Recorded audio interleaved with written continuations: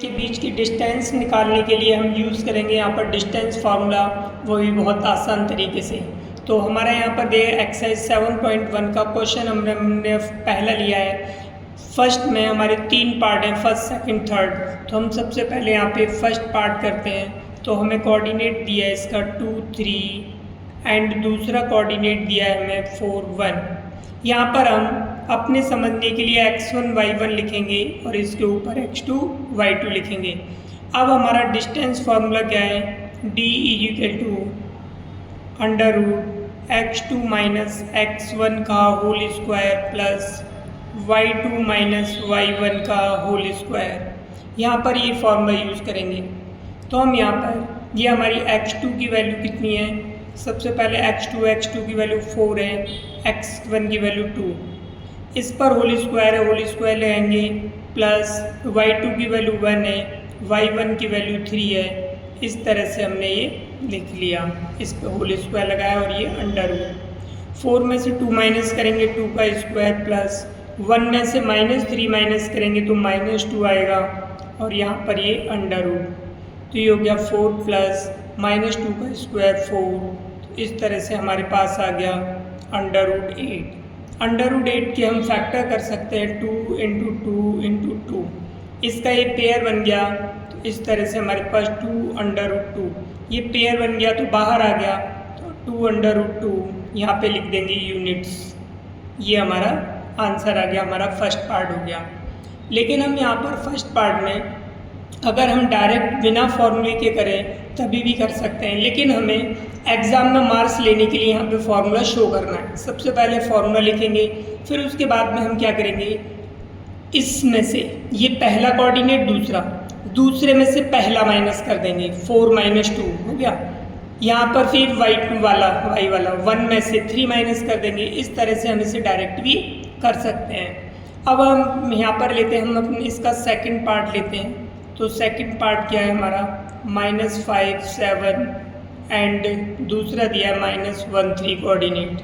अब यहाँ पे वही हम डिस्टेंस फार्मूला लिखेंगे, लेकिन हमें ये फार्मूले ज़रूर लिखने हैं क्योंकि जिससे कि हमें मार्क्स मिल सके। क्योंकि अगर हम फार्मूला नहीं लिखते हैं तो हमारे मार्क्स एग्ज़ाम में कट जाएंगे, इसलिए हम इसे फार्मूला लिखेंगे। तो अब देखो, हम फार्मूला हमने लिख लिया, लेकिन हम डायरेक्ट लिखेंगे। देखो -1 लिख दिया पहले, फिर -5 है, यहाँ माइनस आता है तो इस तरह से इसे -5 इस तरह से लिख देंगे का स्क्वायर। डायरेक्ट हम प्लस भी लिख सकते हैं, लेकिन ये समझाने के लिए मैंने लिख दिया है।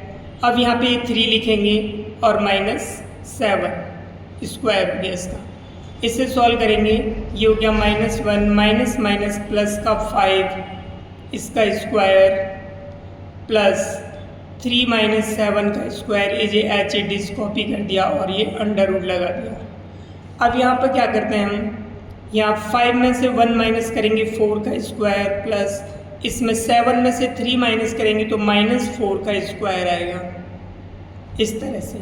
अब हम क्या करते हैं, यहाँ पे 4 का स्क्वायर करेंगे तो 4 का स्क्वायर हमारा आ जाएगा 16 प्लस, अब यहाँ पे -4 है, इस -4 का स्क्वायर करेंगे तो ये भी प्लस का 16 आएगा, क्योंकि माइनस का स्क्वायर जो होता है हमेशा प्लस में ही आता है। अब 16 को ऐड करेंगे 32। अब 32 के हम क्या करते हैं, प्राइम फैक्टर्स कर लेते हैं। अगर नहीं आते तो ऐसे लिखकर हम देख सकते हैं।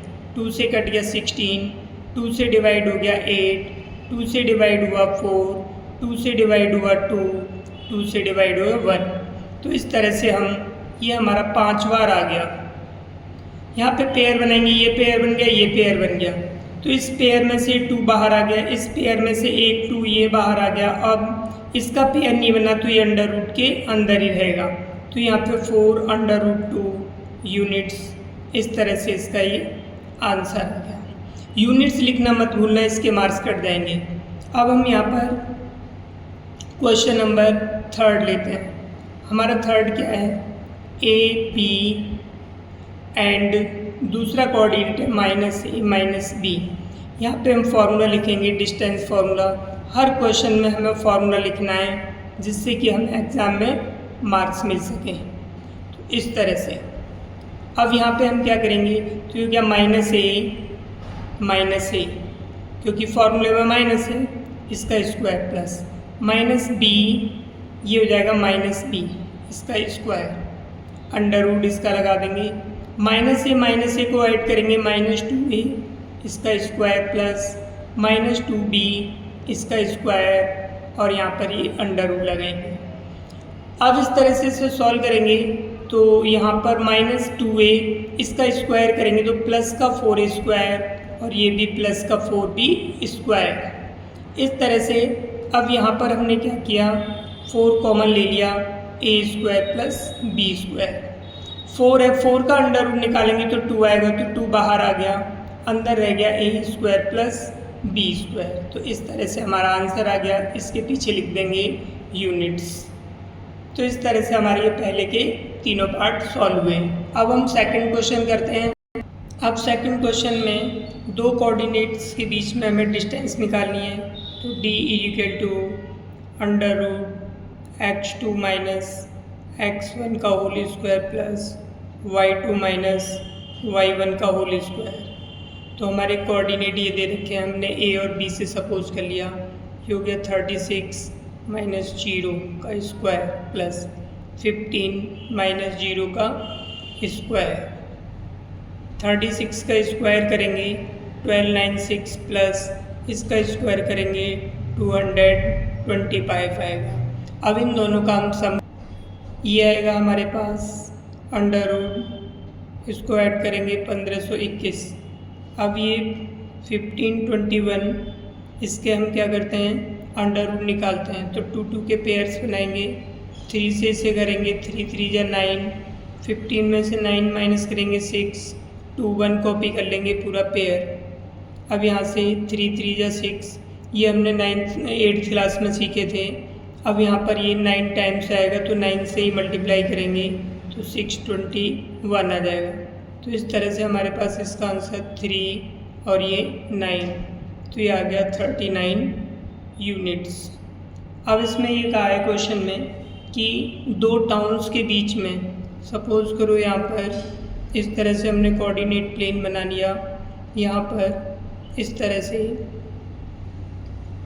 ये एक टाउन ये है और दूसरा टाउन ये है, ठीक, या फिर ये मान लेते हैं हम टाउन एक ही है और एक ही है, ठीक। इनके बीच की डिस्टेंस निकालनी है तो हमारे पास कोऑर्डिनेट थे, तो हम पाइथागोरस थ्योरम से इसे निकाल सकते हैं। कौन सी थ्योरम से, पाइथागोरस थ्योरम से। यहाँ पर मान लो ये 36 है, यहाँ पर पॉइंट 36 0, और यहाँ पर ये 0 15 है, तो यहाँ पर ये 15 होगी डिस्टेंस और ये होगी 36, तो पाइथागोरस थ्योरम से इसे निकालेंगे तो ये भी वही आएगी, कितनी आएगी, 39 यूनिट्स।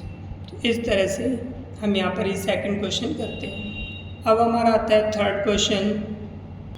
अब इस क्वेश्चन में हमें क्या दिया है, determine if the points 1 5 2 3 -2a -11 are collinear. तो ये हमें कॉलिनियर प्रूव करने हैं। कॉलिनियर का मतलब होता है संरेखीय। तो हम किस तरह से करेंगे, अगर ये तीनों पॉइंट्स कॉलिनियर हैं तो हमने क्या किया, इन तीनों को एक लाइन पे लिख लिया, इसको नाम ए दे दिया, ये कोऑर्डिनेट 1 5 हो गया, इसको बी नाम दे दिया, ये 2 3 हो गया, इसको सी नाम देंगे तो -2 -11। अब हम क्या करते हैं, इन तीनों पॉइंट्स के बीच की डिस्टेंस निकालते हैं। सबसे पहले हम यहाँ पर ए बी निकालते हैं। तो यहाँ पे हम पहले ही एक बार डिस्टेंस फार्मूला लिख देते हैं, x2 माइनस x1 का whole square plus y2 minus y1 का होल स्क्वायर।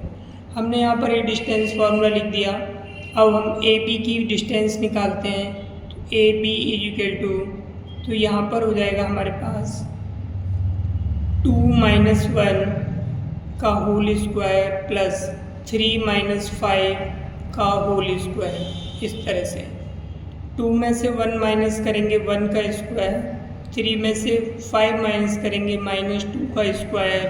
तो इस तरह से हमारे पास 1 + 4, तो इसकी वैल्यू हमारी √5 यूनिट्स आ जाएगी। अब हम निकालते हैं BC।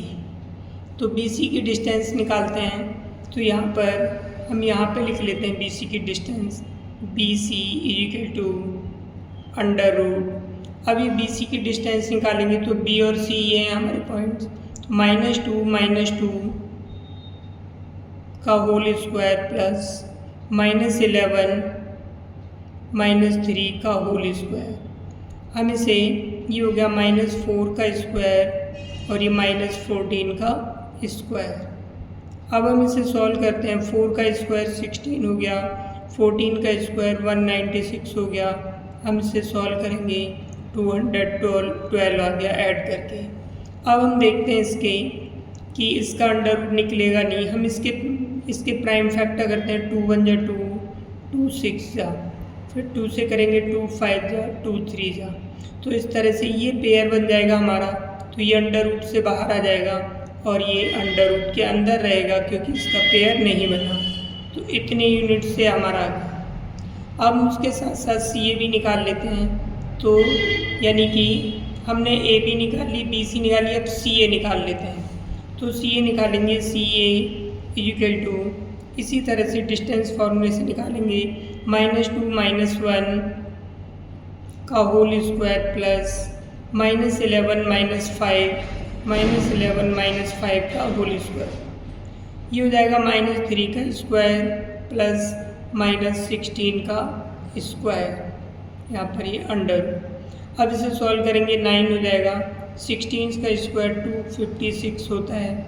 अब इन दोनों को ऐड करेंगे, 265।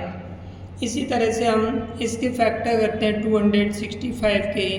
तो इसे हम 5 से डिवाइड कर लेते हैं। 5 5 जा, 5 3 जा, 53 बन जाइए। तो इसमें कोई पेयर नहीं बना, तो ये इस तरह से अंडर रूट 265 ही रहेगा। अब हम यहाँ पर A B plus B C इन दोनों को सम करके देखते हैं। ए बी कितना है हमारा √5 प्लस बी सी कितना है 2√53। क्या हम इन दोनों को जोड़ेंगे तो क्या ये बी सी के सी ए के बराबर आ जाएगा? नहीं, क्योंकि ये जो √5 है लगभग इसकी वैल्यू 2 पॉइंट समथिंग आएगी और इसी तरह से इसकी भी वैल्यू देखेंगे तो लेकिन ये इसके बराबर नहीं आएगा। तो यहाँ पे लिखेंगे सी ए इक्वल टू √265।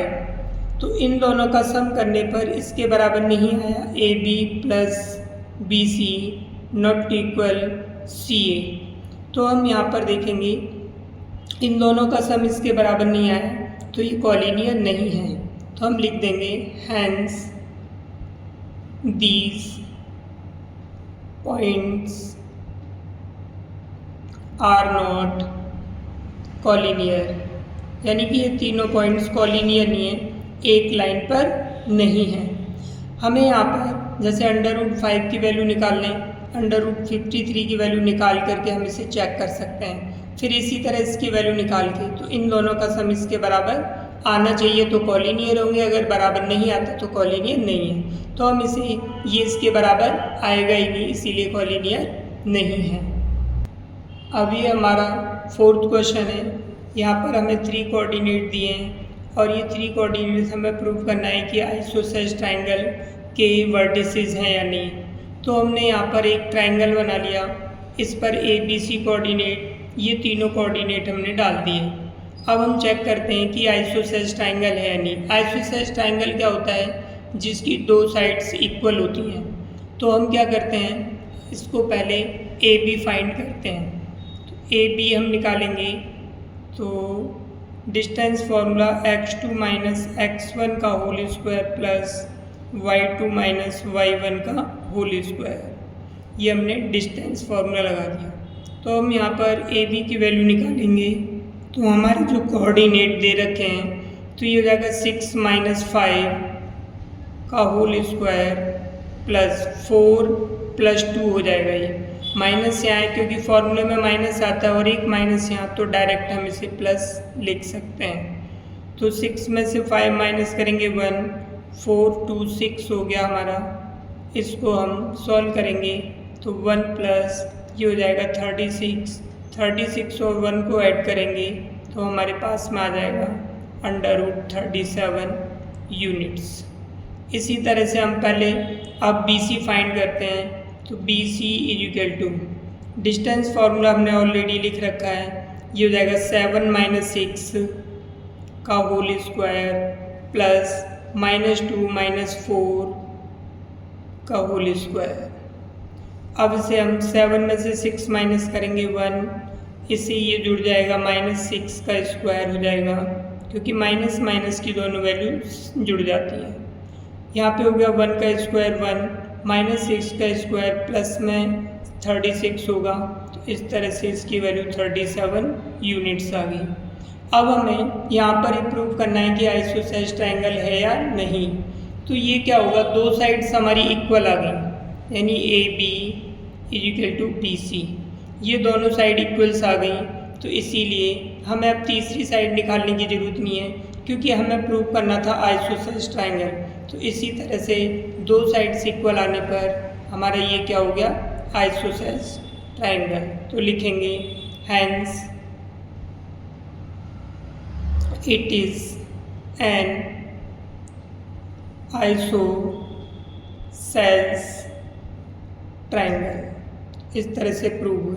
अगर हमें by the way equilateral triangle prove करना होता तो हम तीसरी साइड्स भी निकालते, क्योंकि इक्विलैटरल ट्रायंगल की तीनों साइड्स इक्वल होती हैं। अगर बाय द वे इसमें हमारी ये दोनों साइड इक्वल नहीं आती तो हम तीसरी भी निकाल कर देखते, फिर देखते इन तीनों में कौन सी दो बराबर है। तो इस तरह से हम इसे चेक कर सकते थे।